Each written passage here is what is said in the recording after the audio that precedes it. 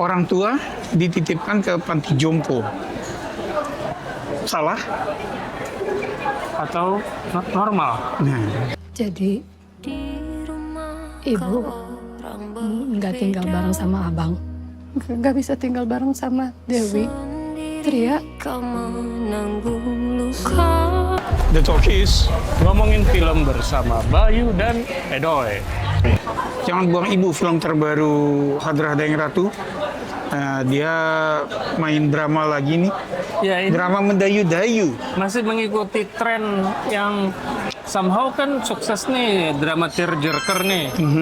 Dengan tokoh sentral ibu. Memang nggak bisa dipungkiri penonton nonton itu di bioskop. Ya. Artinya produser langsung kita bikin lagi. Bikin Sedih. lagi. Kita buat Ada novel yang tentang ibu gak nih gitu ya. Jadi nggak cuma tentang ibu, tapi juga kalau bisa ibunya nih single parent. Oh, kalau suami yang belum meninggal ya suaminya yang absen gitu kan, nggak ada gitu loh. Nah, ini juga masih pola yang sama. Ini ensemble karena memang tokohnya pasti ensemble-nya kebanyakan dari anak-anaknya, anak-anak dan cucu kan gitu ya. Nah, ini masih pakai formula yang sama. Sebetulnya secara moral benar nggak sih kalau kita menitipkan orang tua kita ke panti jompo?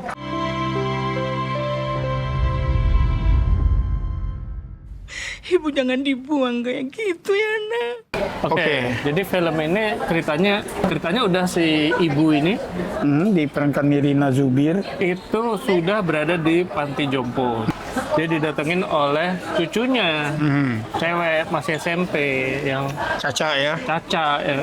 Nah, film ini adalah cerita dari si ibu ini ngeritain ke cucunya pengalamannya ibunya ya. Sampai ke titik itu ya. Tapi ini flashbacknya nggak sekaligus ya. Bolak-balik ya? Bolak-balik gitu. Bolak-balik dan timeline-nya nggak melulu berurutan gitu. Jadi misalnya kayak flashback pertama tahun 97.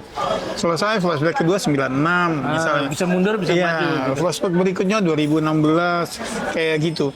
Jadi momen-momen yang memang cerita menuntut itu untuk ditampilkan. Ya, jadi si ibu memang punya suami zaman dulu. Dia punya suami. Ini masih waktu mereka masih di Bandung ya. Ya, di Bandung. Ketika tokoh ibu ini sedang hamil anak ketiga. Nah, mereka punya dua anak, Tama dan Dewi. Diperankan Jared Ali dan Humaira Zahra. Yang baru aja kita tonton di film. Children of Heaven, mereka juga jadi adik kakak di film itu. Nah, Jared Ali ini kayaknya tiap bulan ada film barunya. Bulan Mei ada Children of Heaven, April ada Kupeluk Kamu Selamanya, dan Juni ada film ini, Jangan Buang Ibu.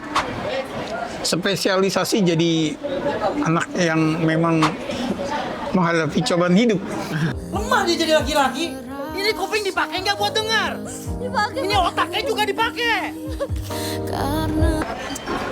Tiba-tiba ayahnya ketahuan selingkuh dan ternyata emang udah berkali-kali ya. Udah berkali-kali. Cuma sekali dan sekarang ini dia nggak bisa cuma ninggalin pacarnya karena pacarnya itu hamil. Sudah hamil 5 bulan gitu. Sementara di saat yang sama istri sahnya juga sedang hamil. Nah, terus diusir lah si bapak. Nah, diusir dia beneran, ya udah, lu beneran bisa hidup tanpa gua ya. Dia pergi. Gitu. Jadi terus kehidupan dimulai dengan ibu yang berjuang sendirian Iya, mencari membesarkan nafkah. 3 anaknya.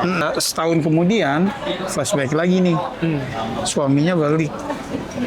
Ya, tanpa ada alasan apa-apa, suaminya balik.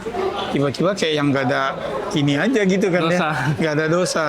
Nah, si Tama, anak sulungnya ini, si Jared Ali ya, itu masih marah ya.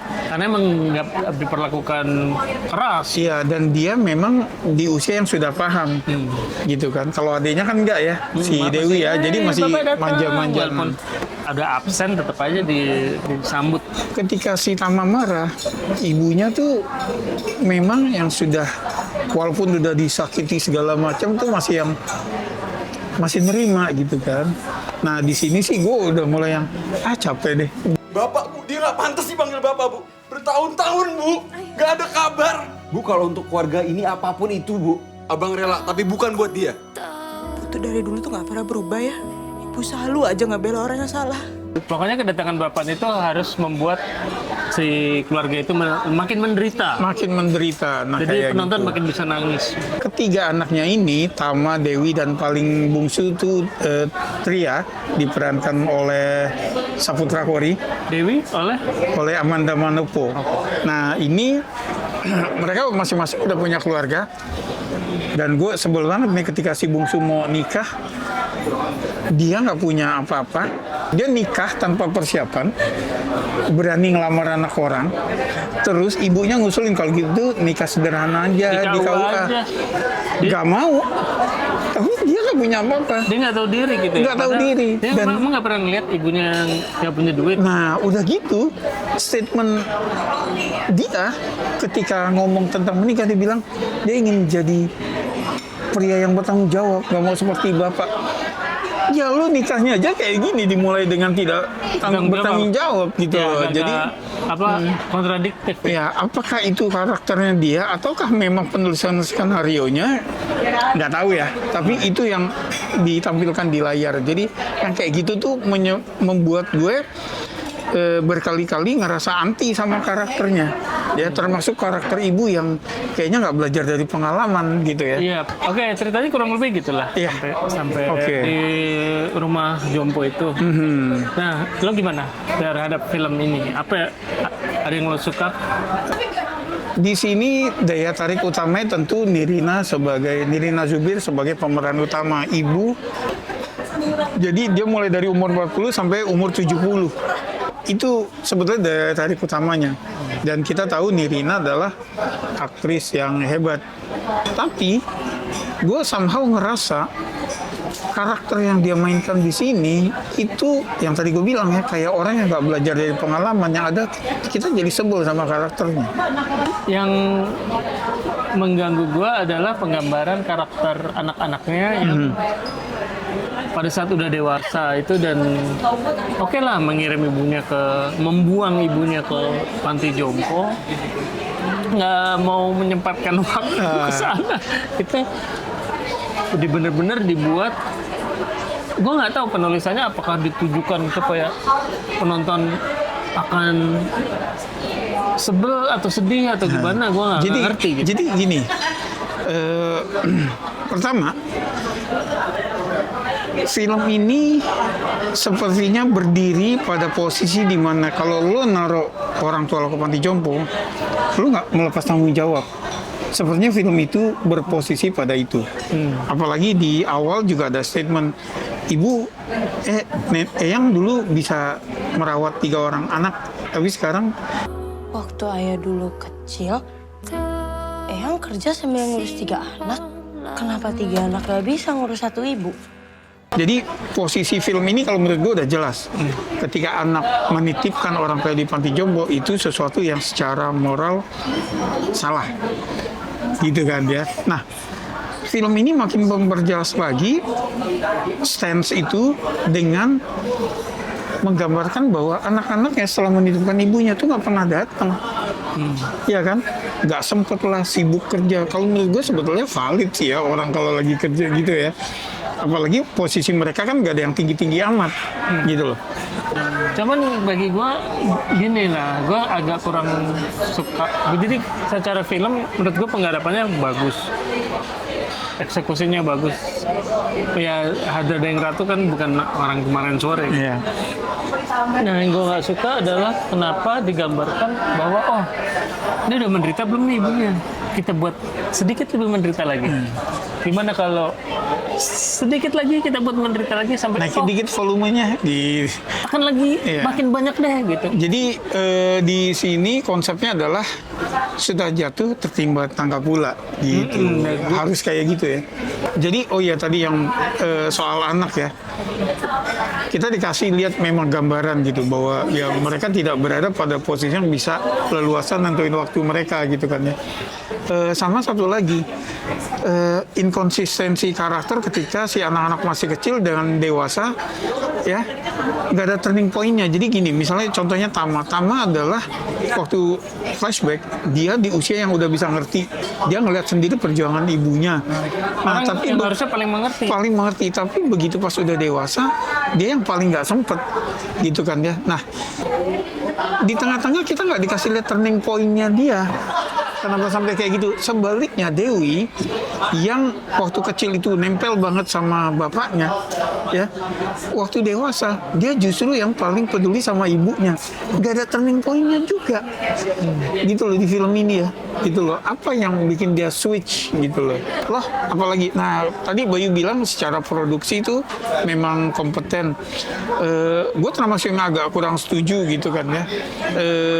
Misalnya kayak musiknya itu yang pas melo-melo itu kayak yang masuk utuh gitu loh, yang kayak jadi ini ada satu music cue yang masuk dari intro, oke, selesai, nanti pas nggak lama adegan berikutnya masuk lagi tapi dari intronya lagi gitu loh, jadi bukan yang Ya gue secara musik juga kurang suka karena dia kayak apa ya? Tapi maksud gue pisahkan dengan produksi pada saat produksi lapangan. Oke. Gitu.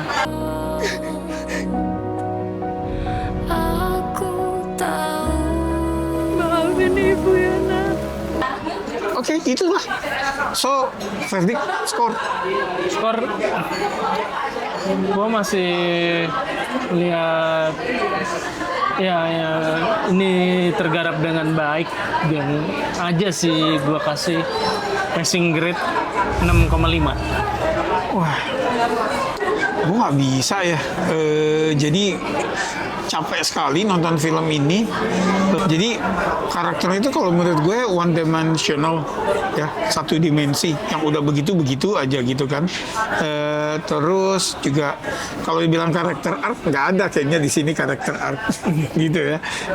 Terus gue juga kurang sepakat sama keputusan yang dibuat oleh beberapa karakternya gitu, sama posisi film ini gitu, bahwa menitipkan orang tua di panti jompo itu salah. Mungkin ini personal ya, tapi kan ini juga penilaian personal gue gitu kan ya, gitu. So gue nggak bisa, gue kasih 4.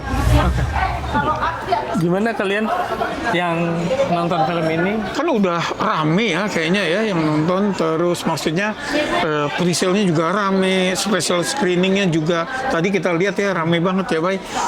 Kalau emang udah nonton silakan komen. Apakah suka dengan apa karakter yang dibuat menderita terus, menderita? Setuju sama Bayu yang ngasih passing grade, atau memang ke gue nih yang memang kalau menurut gue nih film kurang gitu ya. Silakan tulis di komen, jangan lupa like, share, hype. Makasih udah mampir, sampai ketemu di film berikutnya. Salam.